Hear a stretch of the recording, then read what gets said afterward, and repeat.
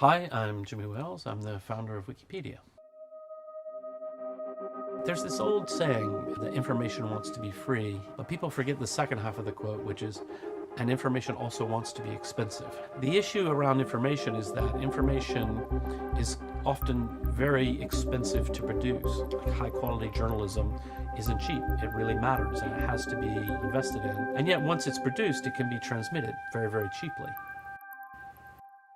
I've been watching the growth of open source software and seeing programmers coming together to collaborate in new ways to build all the really great software that runs the internet. And I thought, gee, we could collaborate beyond just software into all kinds of cultural works. My daughter, Kira, was born, and she was very ill in the hospital. And she was in intensive care. She was there for several days, so, at some point I went home and I got on my beautiful pink iMac and started looking for information to learn more about it. And it was a mess. There wasn't very clear information. There wasn't much information. I was like, we just have to change everything. We have to be radical. I set up and launched Wikipedia. And I just felt very strongly that there was a need in the world for something like this.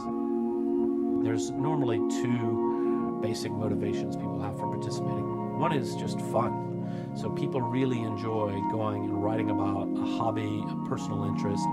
The other is really the more charitable impulse.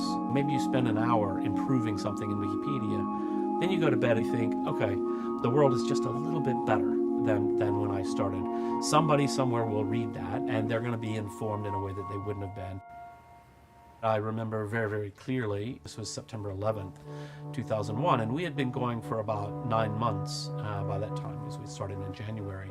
I rushed down and turned on the television to see what was going on, and then I sat there to say, okay, what's going on Wikipedia? On that day, the community was there, people were starting to take in what was happening, and we saw the beginnings of entries about, things like the World Trade Center and the airlines that were involved that day, and various terrorist groups who people thought might have done this, and so on and so forth. And even today we see this. I remember various times a tsunami, a hurricane, things like that. Something big happens. People actually want to learn about that area of the world or that political background, if it's a political incident, and that sort of thing. One of the really interesting things about Wikipedia is that we keep the full history of everything. Someone comes to Wikipedia and vandalizes a page. That's okay, because there it is in the history. You just find the best version, make it live again, and there we go. We're healed.